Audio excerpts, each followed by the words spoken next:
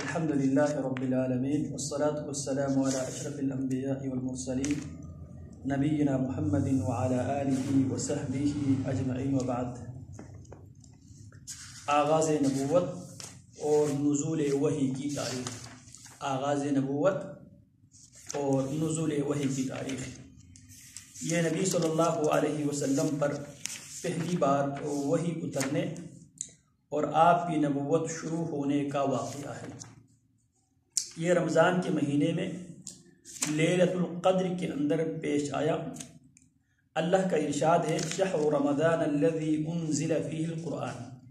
شہر رمضان الذی، رمضان کا مہینہ ہی ہے، انزل اتارا گیا، فیہ جس میں القرآن، قرآن کو. اب رمضان کا مہینہ اللہ رب العالمین نے یہاں پہ بیان کیا، اس مہینے کی دن بھی اللہ رب العالمین نے قرآن مجید میں بیان کیا. نیز ارشاد فرمایا انا، بے شک ہم نے، انزلناہ، اسے نازل کیا ہے، اس قرآن مجید کو، فی لیلۃ القدر، قدر والی رات، عزت والی رات. صحیح احادیث سے یہ بھی ثابت ہے کہ یہ واقعہ رات کی پچھلے پہر سموار کی فجر طلوع ہونے سے پہلے پیش آیا. چونکہ لیلۃ القدر رمضان کی آخری 10 راتوں میں سے کسی طاق رات میں ہوا کرتی ہے، اور اس سال سموار 21 رمضان کو پڑا تھا. اسی لیے اس سے یہ نتیجہ نکلتا ہے کہ آپ صلی اللہ علیہ وسلم کی نبوت آپ کی پیدائش کے 41ویں سال 21 رمضان سموار کی رات شروع ہوئی.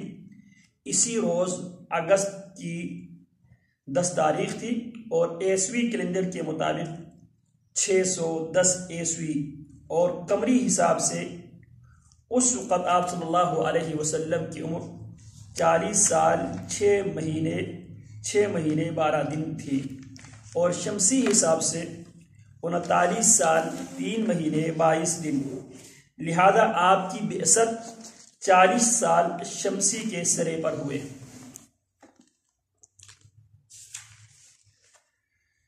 وحی کی بندش، دوبارہ نزول. وحی کی بندش کچھ عرصے کے لیے، کچھ مدت کے لیے وحی بند ہوئی، اور دوبارہ نزول. جیسا کہ بتایا گیا غار حرا میں پہلی وحی اتر کر بند ہو گئی تھی. یہ بندش کئی روز تک قائم رہی. اس کی وجہ سے نبی صلی اللہ علیہ وسلم کو سخت رنج و ملال، یعنی بہت زیادہ آپ علیہ السلام پریشان اور فکر مند ہوا.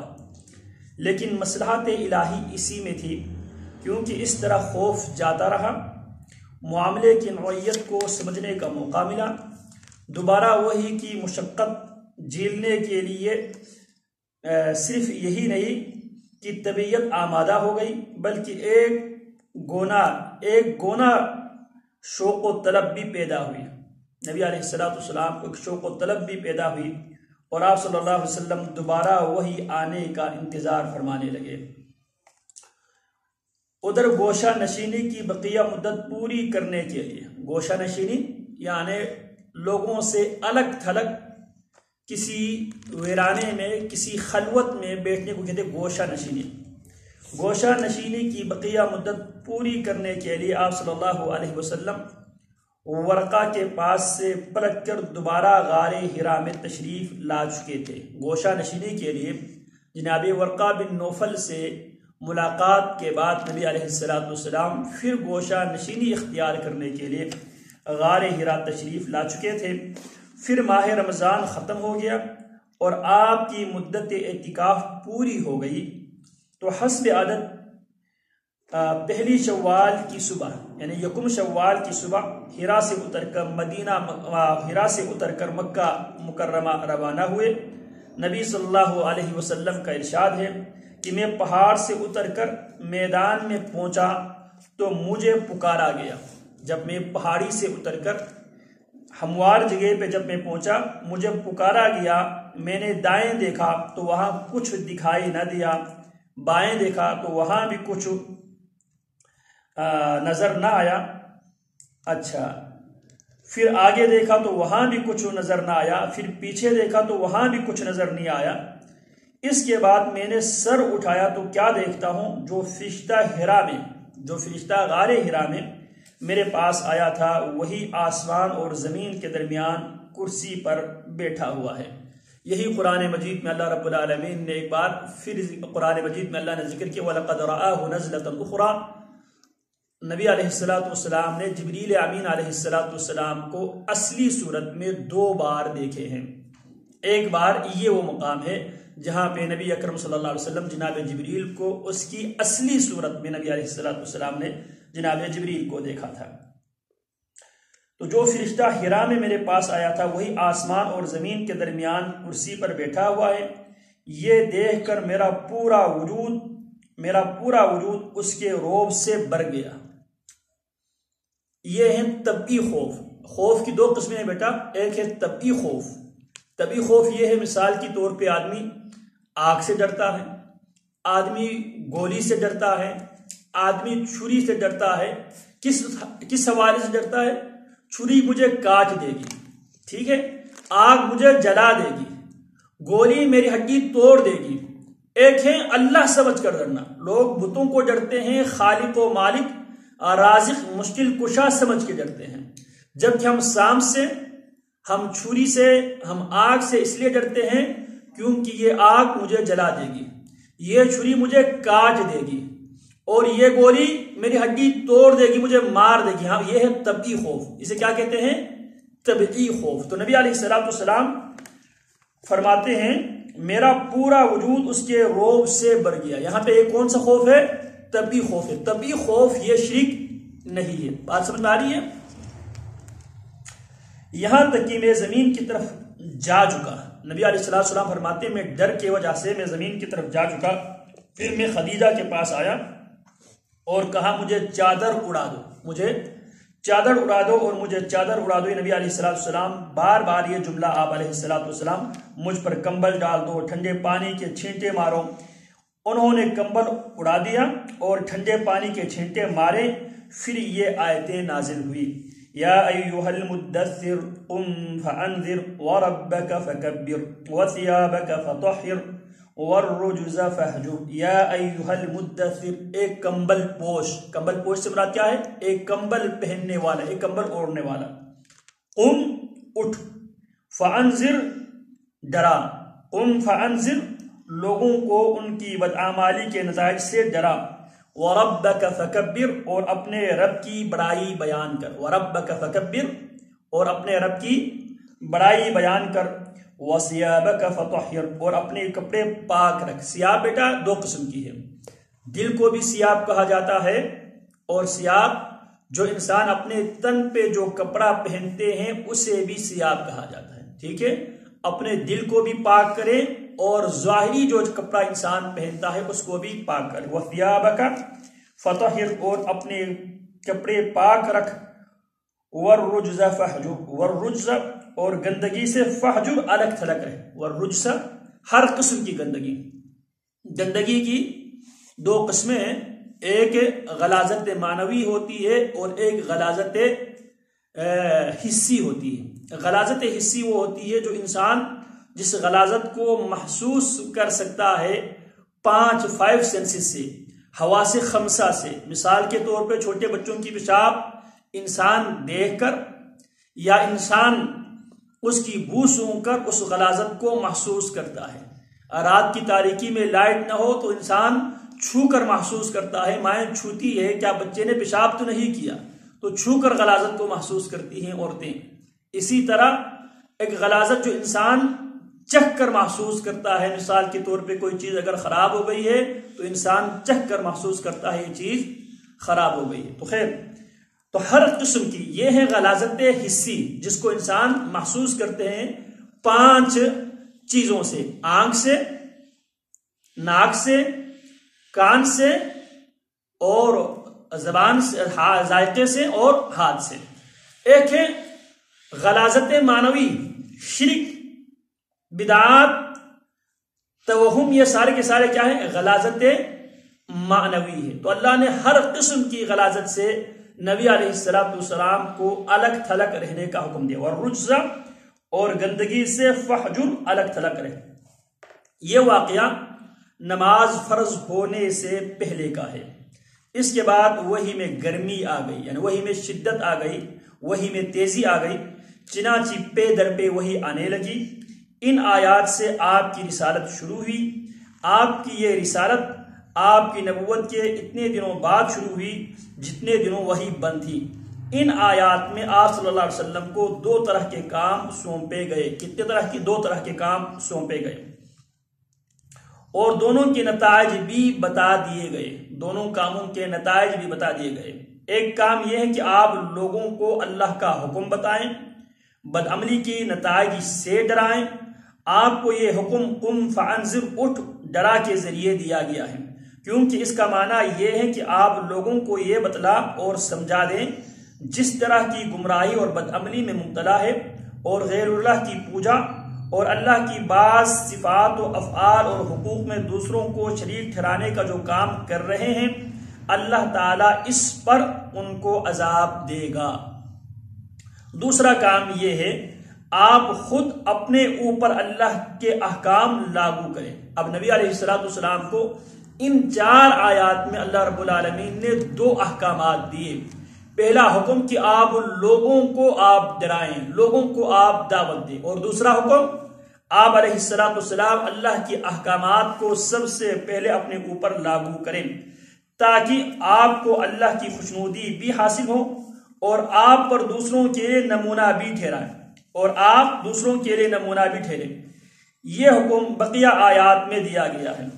چنانچہ وَرَبَّكَ فَكَبِّرْ، یہ حکم کس سے ہے؟ نبی سے۔ وَرَبَّكَ فَكَبِّرْ کا مطلب یہ ہے آپ بڑائی اور کبریائی کے لیے اللہ ہی کو خاص کر لیں۔ آپ بڑائی اور کبریائی کے لیے اللہ ہی کو خاص کر لیں، اس میں کسی اور کو اس کے ساتھ شریک نہ کریں، بڑائی میں کسی اور کو اللہ کے ساتھ شریک نہ کریں۔ اور وَثِيَابَكَ فَطَهِّرْ کی بظاہری معنی یہ ہے کہ کپڑے اور جسم پاک رکھے۔ وَثِيَابَكَ فَطَهِّرْ کا ظاہری معنی کیا ہے؟ کپڑے اور جسم کو پاک رکھے، کیونکہ اللہ کے سامنے نجاست اور گندگی کے ساتھ کھڑے ہونا ٹھیک نہیں، مگر محققین کے نزدیک اس کا یہ معنی ہے اپنی روح کو پاک اور منزہ رکھے، خیالات کو پاک رکھے، عقائد و نظریات کو پاک رکھے، دل کو پاک رکھے، سوچ کو پاک رکھے، زبان کو پاک رکھے، نگاہوں کو پاک رکھے، کان کو پاک رکھے، یہاں تک کہ جو لقمہ آپ کھاتے ہیں اس لقمے کو بھی کیا رکھے؟ پاک رکھے۔ جو آدمی حرام کھاتا ہے، حرام کھانے والے حرام خور کی عبادت بھی قبول نہیں ہوتی، دعائیں بھی قبول نہیں ہوتی، اس کی نمازیں بھی قبول نہیں ہوتی، اس کا حج اور عمرہ بھی قبول نہیں ہوتا۔ رسول اللہ صلی اللہ علیہ وسلم بیان کرتے ہیں ایک آدمی لمبے سفر کر کے حرم میں پہنچتا ہے، اور لمبے سفر کرنے کی وجہ سے پرگندہ حال ہے، غبار آلود چہرے کے ساتھ ہاتھ آسمانوں کی طرف اٹھاتا ہے، یا ربی یا ربی یا ربی کہہ کر وہ پکارتا ہے۔ رسول اللہ کیا فرماتے ہیں؟ اس کی دعا کیسے قبول ہوگی؟ مأکلہ حرام ومشربہ حرام وغذی بالحرام فأنی یستجاب لذلک، جو لقمہ وہ کھاتا تھا وہ حرام کا تھا، جو مشروب پیتا تھا وہ حرام کا تھا، جو کپڑا پہن کر آیا تھا وہ حرام کا تھا، جو گوشت خون بنا ہوا تھا وہ حرام کا تھا، تو اس کی دعا کیسے قبول ہوگی؟ تو یہاں پہ آپ سے یہ کہا گیا کہ آپ اپنی روح کو پاک اور منزہ رکھیں۔ وَالرُّجْزَ فَاهْجُرْ کا معنی یہ ہے اللہ کی ناراضی اور عذاب کے اسباب سے اور قوم کی بدعمالیوں اور گندگیوں اور آلودگیوں سے الگ ہو جائیں۔ وَلَا تَمْنُن تَسْتَكْثِرْ، اور یہ پہلی حکم ہے، وَلَا تَمْنُن تَسْتَكْثِرْ، زیادہ چاہنے کے لیے احسان نہ کر، زیادہ چاہنے کے لیے احسان نہ کر۔ عموماً ہماری ہاں ہم شادیوں پہ اس کو کیا کہتے ہیں؟ جو ہم پیسے دیتے، نندرا کہتے ہیں، کیا کہتے ہیں؟ جو ہم دیتے ہیں، اور باقاعدہ وہاں پہ ایک آدمی اس کو لکھتے ہیں، اور ہم اس نیت کے ساتھ دیتے ہیں کہ اگر میں نے 1000 دیا ہے نا تو میرے بچے کی شادی پہ یا میری شادی پہ کتنے ہونے چاہیے؟ وہ 1500 یا 2000 دیں۔ اگر وہ 1500 2000 میری شادی پہ اگر دے تو اس کے ساتھ میرا تعلق، میری رشتہ داری قائم رہے گی۔ اگر وہ 1000 کی جگہ پہ 1000 ہی دے دے، پھر ہم رشتے کو وہاں پہ کیا کر دیتے ہیں؟ فل سٹاپ لگا لیتے ہیں۔ اس لیے ہم دیتے ہیں تاکہ اس نیت سے دیتے ہیں میں آج 100 روپیہ دے رہا ہوں تو واپسی پہ وہ مجھے کتنے دے گا؟ 1500 دے گا، 1000 دے گا، یعنی اس توقع کے ساتھ دینا کہ آپ اس کو 100 روپیہ دے رہے ہیں، آپ اس سے 200 کا توقع رکھے یا 101 روپے کا توقع رکھے. یہ کیا ہے؟ ولا تمنن، اور احسان نہ کر تستکثر، زیادہ چاہنے کے لیے، زیادہ واپس لینے کی نیت سے احسان نہ کر. کا مطلب یہ ہے کہ اس دنیا میں احسان کے بدلے کی خواہش اور امید نہ رکھ. کسی پر اگر آپ احسان کرتے ہیں یا احسان کرتی ہے تو اس احسان کے بدلے کی خواہش اور امید نہ رکھے، بلکہ یہ سمجھ لے کہ یہ مشکلات آزمائشوں کا راستہ ہے، یہ مشکلات اور آزمائشوں کا راستہ ہے. لہٰذا اپنی قوم کا دین چھوڑنے اور ایک اللہ کی طرف بلانے پر تکالیف اور دشواریاں سہنے کے لیے تیار ہے.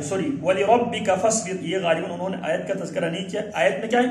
وَلِرَبِّكَ فَاصْبِرْ يَا أَيُّهَا الْمُدَّثِّرْ قُمْ فَأَنذِرْ وَرَبَّكَ فَكَبِّرْ وَثِيَابَكَ فَطَهِّرْ وَالرُّجْزَ فَاهْجُرْ وَلَا تَمْنُن تَسْتَكْثِرْ. اور یہاں پہ آیت مذکور نہیں ہے وَلِرَبِّكَ فَاصْبِرْ، اور اپنے رب کے لیے صبر کرے. مشکلات آزمائشوں کا یہ راستہ ہے، دعوت کا راستہ، توحید کا راستہ، یہ مشکلات اور آزمائشوں کا راستہ ہے. جب آپ اس راستے پہ چلے گی، جب آپ اس کی طرف لوگوں کو دعوت دے گی، تو آپ کے راستے میں کوئی بھی پھول کی پتیاں نچھاور نہیں کریں گے، لوگ آگے سے پتھر برسائیں گے، سنگباری کریں گے. تو لہذا وَلِرَبِّكَ فَاصْبِرْ، مشکلات اور آزمائشوں کا راستہ ہے. لہذا اپنی قوم کا دین چھوڑنے اور ایک اللہ کی طرف بلانے پر تکالیف اور دشواریاں سہنے کے لیے تیار رہیں. وَلِرَبِّكَ فَاصْبِرْ، اپنے رب کے لیے صبر کر. وَلِرَبِّكَ فَاصْبِرْ، صبر کس کے لیے کر؟ اپنے رب کے لیے. تبلیغ کا آغاز. ان آیات کے اترنے کے بعد نبی صلی اللہ علیہ وسلم دعوت و تبلیغ کے کام میں لگ گئے، چونکہ آپ کی قوم اکھڑ سے مراد بالکل ان پڑھ اور بت پرست تھی. باپ دادے سے جو کچھ ہوتا آیا تھا اسی کو حق سمجھتی تھی. اس میں اکڑ اور تکبر بھی بہت تھا، اکڑ اور تکبر بھی بہت تھا. نیز وہ اپنے معاملات کے فیصلے تلوار سے کیا کرتی تھی قوم.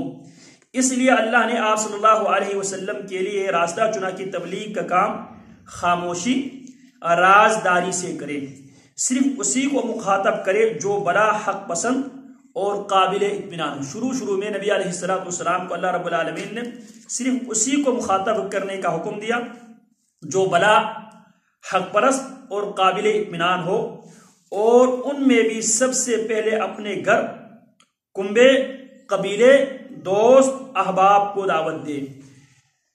پہل ایمان لانے والے. اس پروگرام کے مطابق، جو پروگرام اللہ نے اپنے نبی کو دیا، اس پروگرام کے مطابق نبی صلی اللہ علیہ وسلم نے دعوت و تبلیغ شروع کی تو کئی خوش قسمت لوگوں نے اسے لپک کر قبول کیا اور آپ پر ایمان لے آئے. ان میں سب سے پہلا نام حضرت خدیجہ رضی اللہ عنہا کا ہے. وہ آپ کی بیوی ہونے کی وجہ سے آپ کے بلند اخلاق اور اعلیٰ کردار کو سب سے اچھی طرح جانتی تھی. کون؟ امی خدیجہ رضی اللہ تعالی عنہا. انہیں یہ بھی پتہ تھا ایک آخری نبی کی آمد ابھی باقی ہے. وہ آپ کے تعلق سے کچھ معجزانہ حالات، واقعات بھی سن چکی تھی اور آپ صلی اللہ علیہ وسلم میں نبوت و رسالت کی جھلک بھی دیکھ چکی تھی. کون؟ امی خدیجہ رضی اللہ تعالی عنہا. ان سب پر مستزاد یہ کہ ورقہ جیسے صاحب علم و بصیرت نے بتایا تھا. ورقہ کون تھے؟ سیدہ خدیجہ رضی اللہ تعالی عنہا کے چچزاد بھائی تھے جو دور جاہلیت میں عیسائی ہوئے تھے اور وہ عبرانی زبان میں انجیل لکھا کرتے تھے.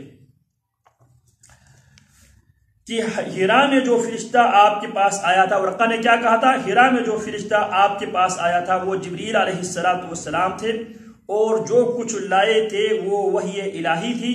اور سب سے آخری بات یہ کہ سورہ مدثر کی ابتدائی آیات جب اتر رہی تھی تو خدیجہ رضی اللہ تعالی عنہا بنفس نفیس وہاں موجود تھی جب رسول اللہ صلی اللہ علیہ وسلم پر سورہ مدثر کی ابتدائی آیات یا ایھا المدثر قم فانذر وربک فکبر وثیابک فطہر والرجز فہجر ولا تمنن تستکثر ولربک فاصبر، جب یہ آیات اتر رہی تھی تو حضرت خدیجہ رضی اللہ تعالی عنہا بنفس نفیس وہاں موجود تھی، اسی لیے یہ بالکل فطری بات تھی، وہ سب سے پہلے ایمان لاتی۔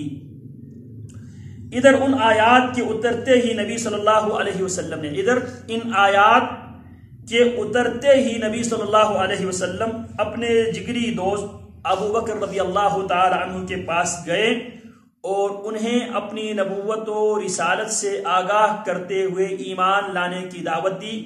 انہوں نے بے کھٹک یعنی بغیر کسی کھٹکے کے، بغیر کسی تردد کے ایمان قبول فرمایا اور فوراً تصدیق کرتے ہوئے حق کی شہادت دی۔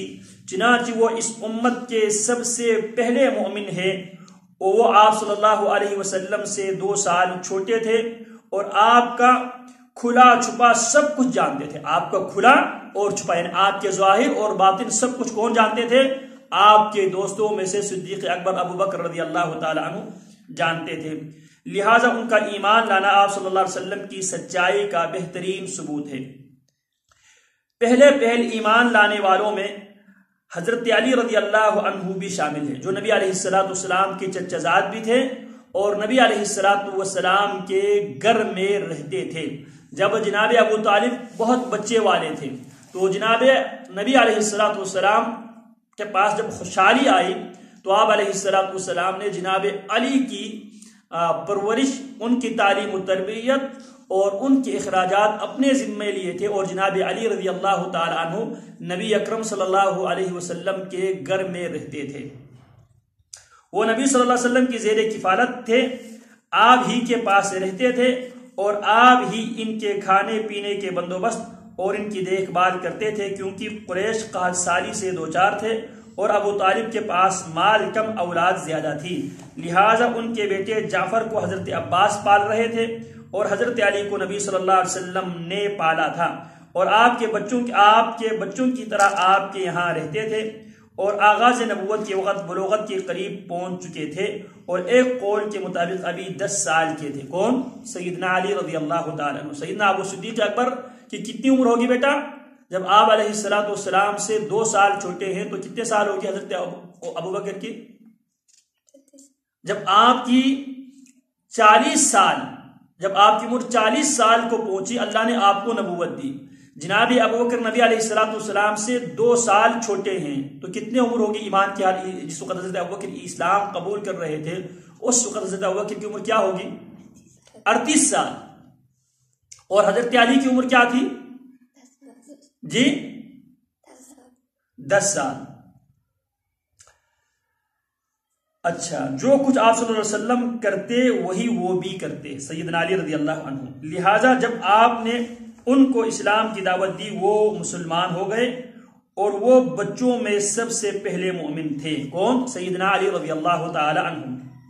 اسی طرح پہلے ایمان لانے والوں میں رسول اللہ صلی اللہ علیہ وسلم کے آزاد کردہ غلام سیدنا زید بن حارثہ بن شراحیل الکلبی رضی اللہ تعالی عنہ تھے۔ یہ دور جاہلیت میں گرفتار کر کے بیچ دیے گئے تھے، پھر انہیں حکیم بن حزام نے خرید کر اپنی پھوپھی حضرت خدیجہ رضی اللہ تعالی عنہا کو دے دیا تھا۔ کس کو؟ جناب زید بن حارثہ کو۔ زید بن حارثہ رضی اللہ تعالی عنہ دور جاہلیت میں گرفتار کر کے بیچ دیے گئے تھے، پھر انہیں حکیم بن حزام نے خرید کر اپنی پھوپھی، یعنی حکیم بن حزام کی پھوپھی کون تھی؟ سیدہ خدیجہ رضی اللہ تعالی عنہا تھی، اور حکیم بن حزام نے جناب زید بن حارثہ کو خرید کر کس کو دیا تھا؟ اپنی پھوپھی حضرت خدیجہ رضی اللہ تعالی عنہا کو۔ یہ حکیم بن حزام کے حوالے سے بات یاد رکھے، یہ حکیم بن حزام کے بارے میں مشہور یہ ہے، یہ کعبہ کے اندر پیدا ہوا ہے۔ کدھر؟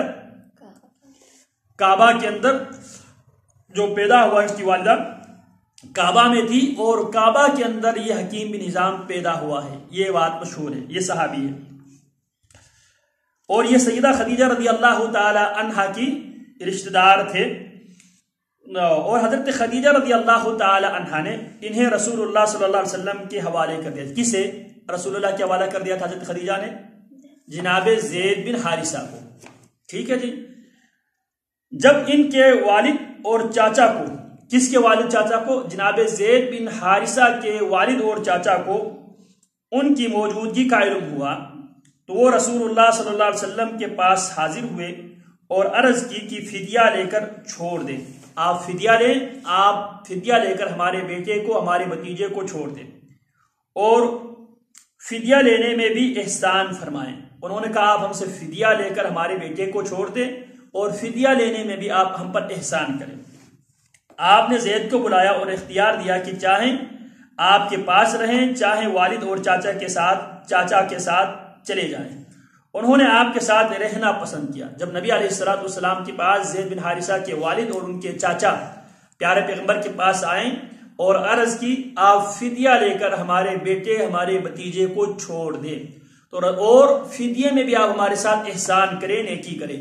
رسول اللہ صلی اللہ علیہ وسلم نے ان کے مطالبے پہ جناب زید بن حارثہ کو بلایا اور زید کو نبی علیہ السلام نے کھلا آپشن دیا، اگر آپ چاہیں اپنے والد کے ساتھ چلے جائیں اور اگر آپ چاہیں تو آپ میرے پاس رہیں۔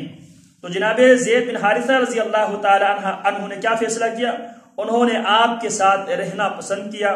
آپ نے اسی وقت قریش کے مجمع میں جا کر اعلان فرمایا آج سے زید میرا بیٹا ہے۔ یہ دور جاہلیت میں متبنی کا کنسپٹ پایا جاتا تھا۔ اگر کوئی آدمی کسی کو اپنا بیٹا ڈکلیئر کرتا، جس کو ہم کیا کہتے ہیں گود لینا، تو اس کو وہ بیٹوں والے سٹیٹس دیا کرتے تھے۔ تو اب شریعت میں ابھی تک اس بات کی حرمت نہیں آئی تھی، اور بلکہ شریعت نہیں آئی تھی، تو آپ نے علیہ السلام نے مجمع میں جا کے اعلان کیا آج سے زید میرا غلام نہیں ہے، آج سے زید بن حارثہ میرا بیٹا ہے اور میرا وارث ہوگا۔ زید بن حارثہ کیا ہوگا؟ بیٹا ہے اور اس کو وہ میرا وارث ہوگا اور میں اس کا وارث ہوگا۔ اور اسی دن سے ان کو زید بن محمد کہا جانے لگا۔ اسی لیے قرآن مجید میں اللہ رب العالمین نے اس سے منع کیا، ما کان محمد ابا احد من رجالکم ولکن رسول اللہ وخاتم النبیین۔ ما کان محمد صلی اللہ علیہ وسلم کبھی بھی نہیں تھے ابا احد من رجالکم، تمہارے مردوں میں سے کسی کا باپ نہیں تھے، ولکن رسول اللہ وخاتم النبیین، رسول اللہ صلی اللہ علیہ وسلم محمد اللہ کے رسول اور خاتم النبیین ہیں۔ تو نبی علیہ السلام کی طرف نسبت کرتے ہوئے اسی دن سے ان کو زید بن محمد کہا جانے لگا، اور والد اور چاچا یہ منظر دیکھ کر بخوشی واپس چلے گئے۔ یہ سارا واقعہ نبوت سے پہلے کا ہے، سمجھ میں آ رہے ہیں؟ یہ نبوت سے پہلے کا ہے۔ اسلام آیا تو اس نے منہ بولے بیٹے کا رواج ختم کر دیا اور حضرت زید کو زید بن حارثہ کہا جانے لگا۔ اسلام آنے کے بعد ان کو کیا کہا جانے لگا؟ زید بن حارثہ۔ اس سے پہلے کیا کہا جاتا تھا؟ زید بن محمد۔ یہ چاروں حضرات، حضرت خدیجہ، حضرت ابوبکر، حضرت زید بن حارثہ اور رسول اللہ صلی اللہ علیہ وسلم، کل کتنے افراد ہو گئے؟ 4۔ محمد صلی اللہ علیہ وسلم، سیدہ خدیجہ، سیدنا ابوبکر اور سیدنا علی، یہ 4۔ یہ چاروں حضرات اس دن ایمان لائے تھے جس دن سورہ مدثر کی ابتدائی آیات نازل ہوئی تھی۔ کہنے والوں نے ان میں سے ہر ایک کے متعلق کہا ہے سب سے پہلے وہی ایمان لائے ہیں، ہر ایک کے متعلق کہا ہے۔ اس کے بعد حضرت ابوبکر رضی اللہ عنہ بھی تبلیغ میں سرگرم ہو گئے۔ تو رسول اللہ صلی اللہ علیہ وسلم کے بعد سب سے پہلے دین اسلام کے مبلغ اول امت میں کون ہے؟ حضرت ابوبکر رضی اللہ تعالی عنہ۔ سیدنا ابوبکر رضی اللہ تعالی عنہ کے حوالے سے قرآن مجید میں اللہ فرماتے ہیں ثانی اثنین، دو میں سے دوسرا۔ کیا ہے ثانی اثنین کا کیا معنی ہے؟ دو میں سے دوسرا۔ سیدنا ابوبکر ایمان لانے میں مردوں میں سے دو میں سے دوسرا، اسلام کی دعوت دینے میں دو میں سے دوسرا، اور غار ہرا میں نبی علیہ السلام غار سور میں ہجرت والی رات دو میں سے دوسرا، اور نبی علیہ السلام کی زندگی میں آپ علیہ السلام کی مصلی پہ کھڑا ہونے میں بھی 2 میں سے دوسرا، آپ علیہ السلام کی زندگی میں حج کی قیادت کرنے میں بھی 2 میں سے دوسرا، اور آپ علیہ السلام کی وفات کے بعد امت کی باغ دوڑ سنبھالنے میں بھی 2 میں سے دوسرا، اور نبی علیہ السلام کی قبر میں بھی 2 میں سے دوسرا، کیونکہ صدیق اکبر کی قبر رسول اللہ صلی اللہ علیہ وسلم کی قبر کے ساتھ جڑی ہوئی ہے، اور رسول اللہ صلی اللہ علیہ وسلم ایک دن جناب ابوبکر اور عمر دونوں کے ایک ہاتھ میں جناب ابوبکر کے ہاتھ ہے اور دوسرے ہاتھ میں حضرت عمر کی ہاتھ ہے، تو آپ علیہ السلام صحابہ کی مجلس میں دونوں کے ہاتھ پکڑ کر داخل ہوتے ہیں اور فرماتے ہیں ہمیں قیامت کے دن نبعث ھکذا یوم القیامہ، قیامت کے دن ہم تینوں کو اس طرح اٹھایا جائے گا، ہم ساتھ اٹھیں گے، تو انشاءاللہ قیامت کے دن بھی جناب ابوبکر 2 میں سے دوسرا۔ تو یہ چاروں حضرات اسی دن ایمان لائے تھے جس دن سورہ مدثر کی ابتدائی آیات نازل ہوئی تھی۔ کہنے والوں نے ان میں سے ہر ایک کے متعلق کہا ہے، سب سے پہلے وہی ایمان لائے۔ اس کے بعد حضرت ابوبکر رضی اللہ عنہ بھی تبلیغ میں سرگرم ہو گئے اور حق و رسالت کی ادائیگی میں نبی صلی اللہ علیہ وسلم کے دائیں بازو بن گئے۔ وہ دوستوں میں خصوصی سیدنا ابوبکر رضی اللہ تعالی عنہ وہ بڑے پاک دامن پسندیدہ، سیدنا ابوبکر کی یہ خصلت ہے، وہ بڑے پاک دامن۔ جناب ابوبکر رضی اللہ تعالی عنہ بھی اسلام سے پہلے بھی فاحشی عریانی زناکاری سے حضرت ابوبکر رضی اللہ تعالی عنہ اسلام سے پہلے بھی کیا تھے؟ محفوظ تھے، پاک دامن تھے، پسندیدہ تھے، صدیق اکبر کو لوگ پسند کرتے تھے، نرم مزاج تھے صدیق اکبر رضی اللہ تعالیٰ عنہ، لوگوں کے ساتھ نرمی کے ساتھ پیش آتے تھے، شریف تھے نبی علیہ حضرت ابوبکر شریف النفس تھے اور دریا دل تھے۔ دریا دل سے مراد بہت سخی انسان تھے اور معزز تھے، سارے لوگ جناب ابوبکر کی عزت کیا کرتے تھے، عرب کے انصاب و واقعات سب سے زیادہ جانتے تھے، ان کے کردار و اخلاق جود و سخا، علم و فضل، لین دین، میل جول کی خوبیوں کی وجہ سے ان کے پاس ہر قسم کے لوگوں کی آمد و رفت برابر رہا کرتی تھی۔ آپ جس کو وہ بلا اور بھروسہ کے لائق محسوس کرتے اسے اسلام کی دعوت دیتے۔ آپ جس کو یعنی حضرت ابوبکر جس کو بلا اور بھروسہ کے لائق سمجھتے، حضرت ابوبکر اپنے حلقہ احباب میں سے جس کو بلا اور قابل بھروسہ سمجھتے تھے اسے اسلام کی دعوت دیتے تھے۔ اسی طرح فضلاء صحابہ کی ایک جماعت نے ان کے ذریعے اسلام قبول کیا، جن میں سر فہرست عثمان ابن عفان، یہ تیسرا خلیفہ ہے، عثمان ابن عفان الاموی، عثمان نام ہے، عفان باپ کا نام ہے، اموی قبیلے کا نام ہے، عثمان بن عفان الاموی۔ زبیر بن عوام الاسدی، زبیر نام ہے، عوام باپ کا نام ہے، اسد قبیلے کا نام ہے۔ عبد الرحمن بن اوف زہری، جناب عبد الرحمن بن اوف، عبد الرحمن نام ہے، اوف باپ کا نام ہے، بنو زہرا سے تعلق رکھتے تھے۔ سعد ابن ابی وقاص الزہری اور طلحہ بن عبید اللہ التمیمی۔ اب آپ یہاں پر دیکھو، یہ عشرہ مبشرہ ٹاپ 10، کیا ٹاپ 10، جن کو 10 ایسے خوش نصیب صحابہ کرام تھے جنہیں اللہ کی نبی نے ایک مجلس میں جنت کی خوشخبری دی تھی، کہ ایک مجلس میں جنت کی خوشخبری جن 10 خوش نصیبوں کو دیے تھے، ان میں سے عثمان کس کی دعوت سے اسلام قبول کرتے ہیں؟ ابو بکر کے۔ زبیر ٹاپ 10 میں سے ایک زبیر بن عوام ہے، کس کی دعوت پر اسلام قبول کرتے ہیں؟ حضرت ابو بکر کے۔ عبد الرحمن بن اوف، یہ بھی عشرہ مبشرہ میں سے ہے، کس کی دعوت پر اسلام قبول کرتے ہیں؟ ابو بکر کی۔ سعد بن ابی وقاص، یہ بھی اس ٹاپ 10 میں سے ہے، کس کی دعوت پر اسلام قبول کرتے ہیں؟ حضرت ابو بکر کی۔ اسی طرح طلحہ بن عبید اللہ، یہ بھی اس ٹاپ 10 میں شامل ہے، وہ بھی حضرت ابوبکر رضی اللہ تعالی عنہ کی دعوت پر اسلام قبول کرتے ہیں۔ ٹاپ 10 کون ہے؟ ابوبکر 1، عمر 2، عثمان 3، علی 4، طلحہ 5، زبیر 6، سعد سعد بن ابی وقاص، کتنے ہو گئے؟ عبد الرحمن بن عوف، طلحہ بن عبید اللہ، ابو عبیدہ ابن الجراح، 10 ہو گئے۔ سعد، سعید، طلحہ، زبیر، عبد الرحمن بن عوف، 4 وہ ہو گئے خلفائے راشدین، ابو بکر، عمر، عثمان، علی، 4، طلحہ، زبیر، سعد، سعید، ابو عبیدہ بن جراح، کتنے ہو گئے؟ 10۔ یہ 10 میں سے یہ افراد عثمان، زبیر بن عوام، عبد الرحمن بن عوف، سعد بن ابی وقاص، طلحہ بن عبید اللہ کے نام آتے ہیں۔ ان سب سے ابو بکر رضی اللہ عنہ نے اسلام کی حقیقت بیان کی اور انہیں نبی صلی اللہ علیہ وسلم کے پاس لے آئے تو ان سب نے اسلام قبول کر لیا۔ ان کے بعد مندرجہ ذیل لوگوں نے اسلام قبول کیا۔ امیر الامہ ابو عبیدہ عامر بن الجراح، یہ بھی 10 مبشرہ میں سے ہے۔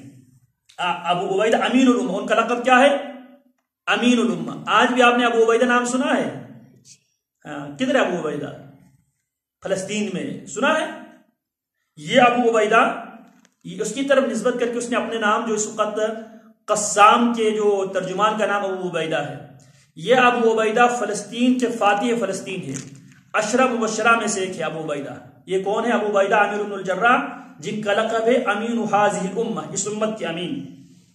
امین الامہ ابو عبیدہ ابن الجراح، ابو عبیدہ عامر بن الجراح، ابو سلمہ بن عبد الاسد، ان کی بیوی ام سلمہ، ارقم ابن ابی الارقم، عثمان ابن مظعون، اور ان کے بھائی قدامہ بن مظعون، عبداللہ ابن مظعون، عبیدہ بن حارث بن مطلب بن عبد مناف، سعید ابن زید ابن عمر ابن نفیل، اور ان کی بیوی حضرت عمر کی بہن فاطمہ بنت الخطاب، خباب بن عرب، جعفر ابن ابی طالب، اور ان کی بیوی اسماء بنت امیس۔ یہ اسماء بنت امیس سیدنا جعفر رضی اللہ عنہ کی شہادت کے بعد ان کی شادی حضرت ابوبکر سے ہوتی ہے۔ حضرت ابوبکر کی وفات کے بعد ان کی شادی سیدنا علی رضی اللہ تعالی عنہ سے ہوتی ہے۔ یہ اسماء بنت امیس کو 2 طرح کی شرف حاصل ہے۔ سیدہ فاطمہ رضی اللہ تعالی عنہ، ان کو غسل دیتے ہیں سیدنا علی۔ حضرت فاطمہ کی وفات کے بعد حضرت فاطمہ کو کس نے غسل دیا ہے؟ سیدنا علی نے، اور سیدنا علی کے ساتھ دے رہی تھی یہ اسماء بنت امیس ابو بکر کی بیوی۔ عمر علی کی مصیبت ہے، اور علی کی مصیبت کی گڑی میں علی کے ساتھ ابو بکر کی بیوی سیدہ اسماء بنت امیس حضرت علی کے ساتھ تعاون کرتی ہے، مدد کرتی ہے، اور حضرت علی جناب فاطمہ رضی اللہ تعالی عنہ کو غسل دیتے ہیں۔ ٹھیک ہے، تو معلوم یہ ہوا میاں بیوی کو غسل دے سکتا ہے وفات کے بعد، اور بیوی میاں کو بھی غسل دے سکتی ہے۔ یہی اسماء بنت امیس رضی اللہ تعالی عنہ، جناب ابو بکر رضی اللہ تعالی عنہ وفات پاتے ہیں تو حضرت ابو بکر کو ان کی بیوی اسماء بنت امیس نے غسل دیا تھا۔ یاد رہے گا؟ عموماً یہاں پر آپ نے دیکھا ہوگا، میں اس لیے ذکر کر رہا ہوں، یہاں پر خاون مرنے کی صورت میں، بیوی مرنے کی صورت میں لوگ خاون کو بیوی کی قریب جانے نہیں دیتے، اس کو دیکھنے نہیں دیتے۔ ایسا ہی ہے، سنا ہے؟ حالانکہ میاں مرنے کی صورت میں بیوی مرنے کی صورت میں میاں کو اس کے چھوڑے ہوئے مال میں وراثت میں اسلام نے حصہ رکھا ہے، اور موت پہ یہ رشتے ختم نہیں ہوتے، یہ رشتے قیامت تک چلے گی۔ اگر عورت کی دوسری جگہ شادی نہ ہونے کی صورت میں قیامت کے دن جنت میں بھی یہ اپنے میاں کی بیوی بنے گی، اللہ اس کو حور بنا کر اپنے میاں کو اللہ دے گا اگر اس کی دوسری شادی نہ ہو۔ دوسری شادی ہونے کی صورت میں جس نکاح پہ وہ موت پاتی ہے، وفات پاتی ہے، وہ اس خاون کی بیوی یا اس خاون کے لیے اللہ رب العالمین حور بنائے گا۔ سمجھ میں آ رہی میری بات؟ تو موت سے رشتے ختم نہیں ہوتے۔ اسماء بنت امیس، خالد ابن سعید ابن العاص، اور ان کی بیوی امینا بنت خلف، امینہ بنت خلف، پھر ان کے بھائی عمر ابن سعید ابن العاص، حاطب بن حارث، اور ان کی بیوی فاطمہ بنت مجلجل، اور ان کے بھائی خطاب بن حارث، اور ان کے بیوی فقیحہ بنت یسار، نیز ان کا ایک اور بھائی معمر بن حارث بن مطلب بن ازہر، اور ان کی بیوی رملہ بنت ابی اوف، اور نعیم بن عبداللہ ابن نحام رضی اللہ عنہم، یہ سب لوگ قریشی تھے اور قریش کے مختلف شاخوں سے تعلق رکھتے تھے۔ اسی ابتدائی دور میں قریش کے علاوہ دوسرے قبائل سے جو لوگ اسلام لائیں ان کے نام یہ ہیں: عبداللہ ابن مسعود الحذیلی، عبداللہ ابن مسعود حذیلی، مسعود ابن ربیعہ قاری، عبداللہ ابن جہش اور ان کے بھائی ابو احمد ابن جہش، سہیب بن سنان اور رومی، سہیب بن سنان اور رومی، عمار ابن یاسر انسی اور ان کے والد یاسر اور ان کی والدہ سمیہ، اور عامر بن فہیرہ۔ یہ سمیہ اسلام کی پہلے شہیدہ ہے، اسلام کی پہلی شہیدہ حضرت سمیہ رضی اللہ تعالی عنہا، جو عمار کی والدہ اور یاسر کی بیوی تھی۔ اوپر ذکر کی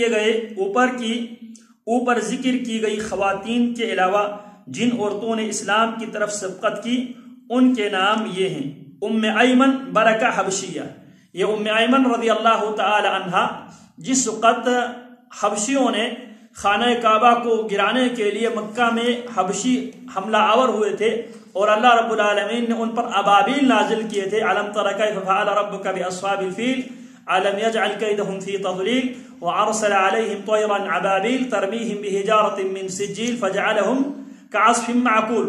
تو اس موقع پر یہ وہاں پر بچ گئی تھی اور یہ مکہ والوں کے ہاتھ لگ گئی تھی اور یہ لونڈی بنا کر ان کو لونڈی بنایا گیا تھا، اور یہ رسول اللہ صلی اللہ علیہ وسلم کے والد جناب عبداللہ کے حصے میں آئی تھی۔ کون؟ ام ایمن برکہ الحبشیہ۔ پھر رسول اللہ صلی اللہ علیہ وسلم کو سب سے پہلے دودھ پلانے والی خواتین میں یہ ام ایمن کا نام آتے ہیں، اور رسول اللہ صلی اللہ علیہ وسلم کی والدہ اور جناب عبد المطلب اور رسول اللہ اور ام ایمن یہ سب مدینہ گئے تھے جناب عبد المطلب اپنے ننیال سے ملنے کے لیے۔ حضرت رسول اللہ کی والدہ سیدہ آمنہ رسول اللہ کو لے کر اور اپنی لونڈی ام ایمن کو لے کر رسول اللہ کے والد کی قبر کی زیارت کے لیے گئے تھے۔ تو واپسی پہ رسول اللہ کی والدہ وفات پاتی ہے، اور رسول اللہ کی والدہ کی وفات کے بعد جناب رسول اللہ کی دیکھ بھال کرتی ہے کون؟ ام ایمن۔ پھر اسی ام ایمن کی نبی علیہ السلام شادی کرتے ہیں کس کے ساتھ؟ جناب زید بن حارثہ کے ساتھ، اور اسی ام ایمن اور زید بن حارثہ کے درمیان جو بچہ اللہ رب العالمین نے انہیں عطا کیا تھا اس کا نام تھا اسامہ بن زید۔ یہ اسامہ بن زید انسانی تاریخ میں سب سے نوعمر ترین کمانڈر ان چیف تھے۔ کون؟ اسامہ بن زید رضی اللہ تعالی عنہ، جس سے پیارے پیغمبر علیہ السلام بڑی محبت کیا کرتے تھے۔ یاد رہے گا ام ایمن کون ہے؟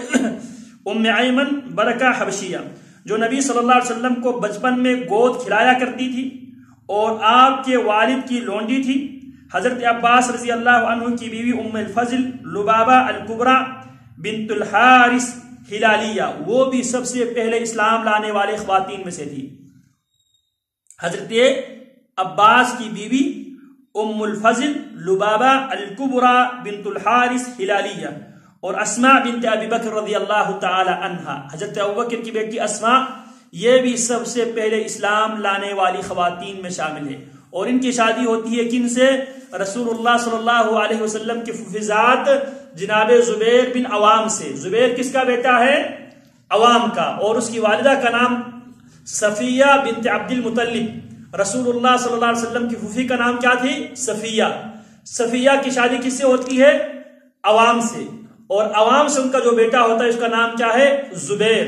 اور زبیر کی شادی کس سے ہوتی ہے؟ جو رسول اللہ کی ففزاد بھائی زبیر، اس کی شادی کس سے ہوتی ہے؟ ابو بکر کی بیٹی سیدہ اسماء سے، اور ان کا جو بچے کا نام کیا تھا؟ عبداللہ ابن زبیر۔ اور سیدہ عائشہ رضی اللہ تعالی عنہا کے حوالے سے آپ پڑھ چکی ہوگی، آپ پڑھے گی۔ حضرت عائشہ رضی اللہ تعالی عنہا اپنی کنیت ام عبداللہ رکھا تھا، اسی عبداللہ بن زبیر بن اسماء بنت ابی بکر کی طرف نسبت کرتے ہوئے، یعنی اپنے بھانجے عبداللہ بن زبیر کی طرف نسبت کر کے حضرت عائشہ کی کنیت کیا تھی بیٹا؟ ام عبداللہ۔ یاد رہے گا۔ یہ لوگ ان کے ساتھ مزید جو لوگ اسلام لائیں انہیں سابقین الاولین کہا جاتا ہے، تلاش و جستجو سے